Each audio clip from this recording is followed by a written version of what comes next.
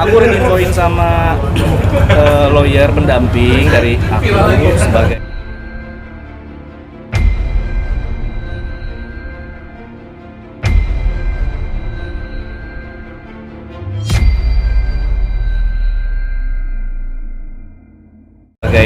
penggugat bahwa putusannya sudah diterima, dikabulkan sama ketua majelis, jadi tinggal tunggu ikrar aja, ikrar talaknya nanti yang akan kita hadiri. Nggak tahu kapan, nanti belum dikabarin soalnya. 2 minggu lagi katanya Mau mungkin gitu, 2 minggu lagi. Berarti sendiri harus hadir ya, untuk membacakan ikrarnya sendiri harus hadir ya? Iya betul, harus hadir.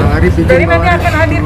Insya Allah kayaknya kalau memang diharuskan hadir, saya akan hadir. Mungkin kenapa kemarin nggak datang? Ini yang nggak disebutkan dalam persidangan gimana? Nggak ada harta gono ini, semua yang nengkunya itu punya dia.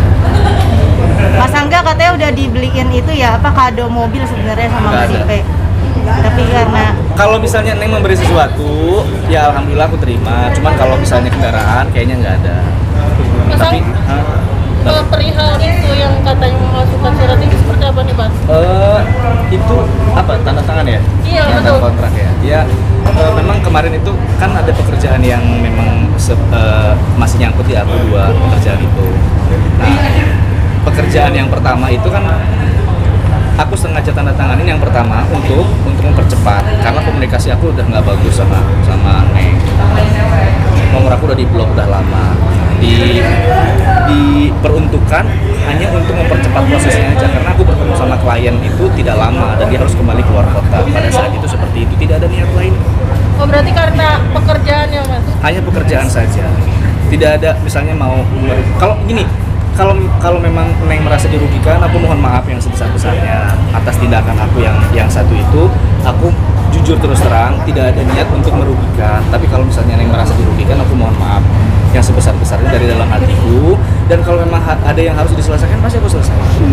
Gitu, dibicarakan aja baik-baik. Tapi memang ada keinginan dari tangga untuk memberitahu gitu kan, karena kan sebelumnya udah diblok gitu, terus tiba-tiba ada pekerjaan. Aku pasti komunikasi sama pekerjaan itu memang masih dalam proses. Aku waktu itu menggugat ya, mengajukan gugatan.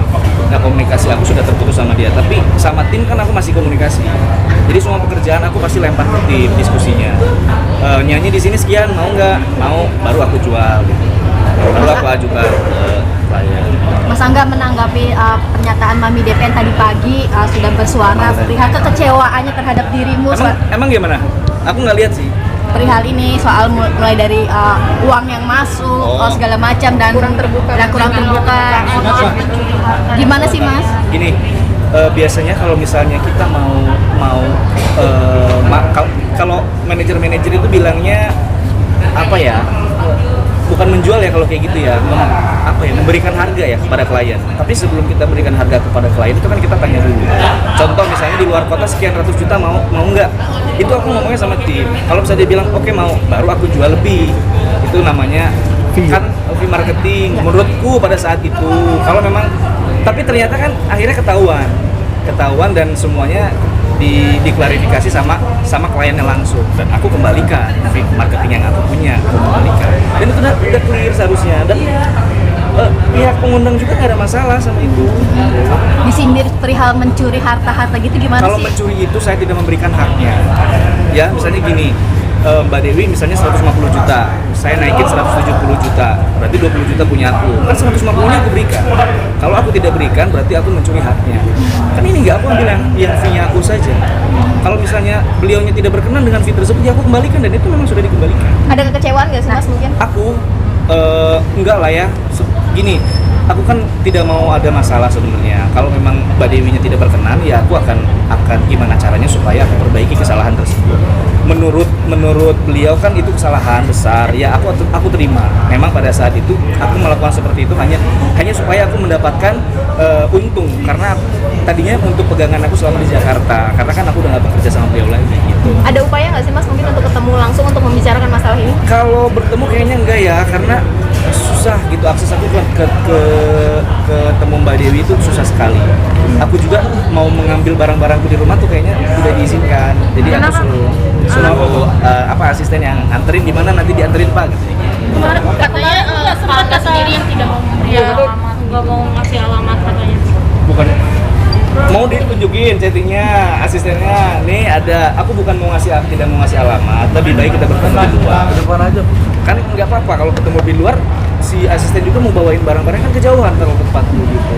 Mas Angga, artinya di tengah perceraian kan maunya baik-baik saja, Baik-baik tapi saja. pada akhirnya ini banyak yang ke blow up perihal yang tidak baiknya nih, perihal mungkin aib ya dalam tanda kutip nih. Ya. Gimana sih Mas Angga? Inilah Mbak, aku sih tidak akan menilai ya. Kita harus percaya aja manusia itu tidak selamanya baik, tidak selamanya buruk. Ada sisi baik, ada sisi buruk. Selama ini masa iya yang buruk-buruknya aja yang diterima dari aku? Masa iya sih selama ini dari baik-baiknya saja yang diterima dari Mbak Dewi buat aku? Yakin gak ada buruknya sama sekali. Tapi kan buat apa sekarang kita nge-blow up yang jelek-jeleknya?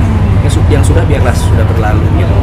Saya mau baik-baik aja sama beliau. Tapi kalau misalnya ada kesalahan yang akhirnya diperlihatkan ke publik, ke media sama Mbak Dewi, itu kita serahkan kepada beliaunya ya. Cuman kalau dari aku pribadi, ya aku meminta maaf kalau memang itu merasa Neng dirugikan, merasa Neng tersakiti, atau merasa Neng akhirnya aku dibilang katanya aku tukang tipu tadi bilang kan. Ya aku nggak akan bisa nyalahin dia. Cuman kalau memang demikian ya aku minta maaf yang sebesar-besarnya. Tapi ada kekecewaan gak sih? Kalau kecewa enggak lah ya. Kalau kecewa itu lebih ke kayak apa ya, penyesalan hati gitu yang tersakiti. Kalau aku nggak kecewa ya, gimana ya cara menyikapinya. Kalau aku salah ya aku minta maaf gitu aja. Ada upaya memperbaiki komunikasi mungkin Mas? Kalau dari aku sih pengen, cuman kalau dari aku nggak mau maksa ya. Aku sih pengennya baik-baik saja. Cuman kalau dari Mbak Dewinya masih belum terima dan akhirnya keadaannya jadi kurang baik banget, malahan ya aku kalau harapan aku pribadi pengen, cuman aku nggak bisa memaksa. Ada rasa sesal nggak mungkin karena mungkin setelah perceraian ini justru hal-hal yang tidak baik ini yang Bongkar semua muncul? Oh, enggak ya. Sebenarnya kalau mau dibicarain secara dalam sih aku bisa selesaikan. Kita bisa bicarakan. Tidak semuanya seperti yang dibicarakan banget lah. Aku juga ngambil untung seperti itu kan ada alasannya untuk apa dan untuk siapa, untuk ngapain. Kan itu ada. Karena kan beliau tadi bilang katanya tidak pernah memberikan haknya. Kalau aku membawa pergi semua uangnya itu aku nggak berikan haknya. Kan haknya udah aku berikan 150 juta, oke, ya udah saya berikan 150, saya ambil untungnya aja gitu. Kalau misalnya ternyata saya ambilnya 70 juta dan saya berikan 100, baru itu ambil haknya, karena kan saya dealan dari awal sama Mbak Dewinya 150, itu baru ambil haknya. Mas, hubungan sama keluarga besar Mbak Dewi seperti apa sih? Kan kita Aku tahu baik sama Mas Bin, baik sama Mas Fatur juga, alhamdulillah. Ya kalau aku mah sama yang lain kan gak ada masalah. apakah sudah ada omongan keluarga perihal masalah ini, akhirnya Mbak Dewi harus Kayaknya belum deh. belum ada yang komunikasi ya Mas ya? Iya, kalau Dan aku sih kalau mau ada yang bicarakan sih nggak apa-apa, bicarakan aja. Kalau aku mah nggak pernah melarang dan nggak pernah menutup diri ya. Berarti hal ini merupakan salah satu alasan perceraian juga atau seperti apa? Enggak. finansial sih Mas katanya, Apa? perihal finansial faktor utamanya dirimu. Kalau aku rasa sih bukan. Karena kan dari aku pihak penggugat ya. Kalau dari aku sih bukan itu masalahnya. Aku tekankan sekali lagi. Gitu. Jadi apa? Ada deh. Mas, itu di blok nomornya sudah dari berapa lama, sejak dari tahun Sebulan berapa? pertama bertengkar 2 bulan lah, ada 2 bulan yang lalu. Sampai sekarang udah hampir mau 3 bulan kayaknya. Yang memblok berarti Mbak Dewi ya? Duda ini gitu pelajaran yang dapat itu Pelajarannya harus lebih hati-hati. Harus lebih hati-hati dalam bertindak. Harus bisa lebih mengerti pasangan, harus bisa mengerti karakter. Karena terkadang kita masih punya egois. Kita misalnya contoh, aku kalau nggak ngerti, aku pengennya diperhatikan, ngertiin terus ya. Nah hal-hal kayak gitu tuh yang harus kita mengerti, pelajaran-pelajaran seperti itu. Mungkin untuk nanti suatu saat pasangan aku ke depannya aku akan lebih mengerti, dan begitupun pasangan beliau ya. Aku harap sih yang pasti yang terbaik.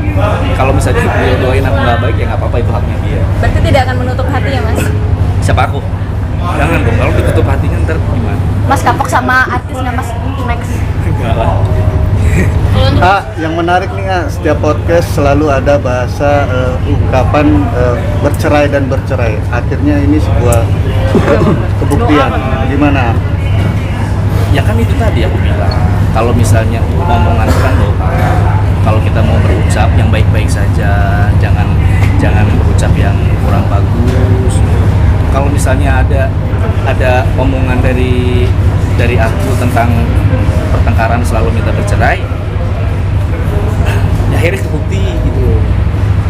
Aku sih mungkin emosi ya, namanya emosi, aku tidak mau menyalahkan, tapi pada akhirnya aku akhirnya tahu alasannya beliau kenapa meminta untuk bercerai dan berpisah.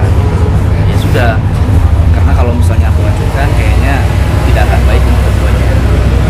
Pas kita selama masa pernikahan nggak pernah bisa marah nih sama Aku kalau marah sih pernah, itu manusiawi, cuman kalau marah yang hebat sampai kayak kemarin ini kayaknya nggak pernah. Aku selalu berusaha untuk gimana caranya kita baik-baik aja deh, ya udahlah nggak usah diperpanjang, biasanya kayak gitu. Tapi kalau untuk yang kali ini kayaknya aku udah marah sama dia gitu pada saat itu, makanya akhirnya tidak bisa diperbaiki sampai sekarang. Marahnya kenapa sampai hebat begitu? Udah deh. Puncaknya kemarin ya, Mas sudah dari kapan sih?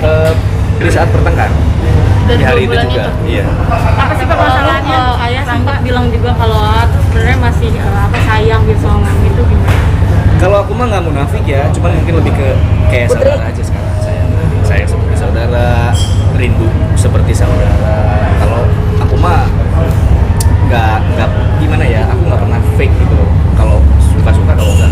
Dan aku nggak pernah mau diajak settingan. Karena sering perasaan pasti. Tapi sebenarnya masih ada rasa sayang ke Mami Devi atau Saya sebagai saudara. Kak, nanti udah pisah rumah nih, mungkin sekarang ngekos atau gimana sih? Kak? Aku, Iya. iya. Kamera aja, Mas. Tinggal di rumah kos. Rumah kos, aku tinggal sendiri di sana. Kalau buat aku pribadi sih cukup. Karena yang mau ngapain mewah-mewahan, biaya besar, bergayalah sesuai isi dompetmu, kan selalu kayak begitu ya. Tapi kalau kita nggak punya, ngapain gaya-gaya? Putri. Oke. Pas keluar dari rumah Mami Devi sendiri gitu, Nggak bawa apa-apa. Ya, aku hanya bawa barang-barang aku aja. Ya barang-barang yang di sana semua kan punya dia.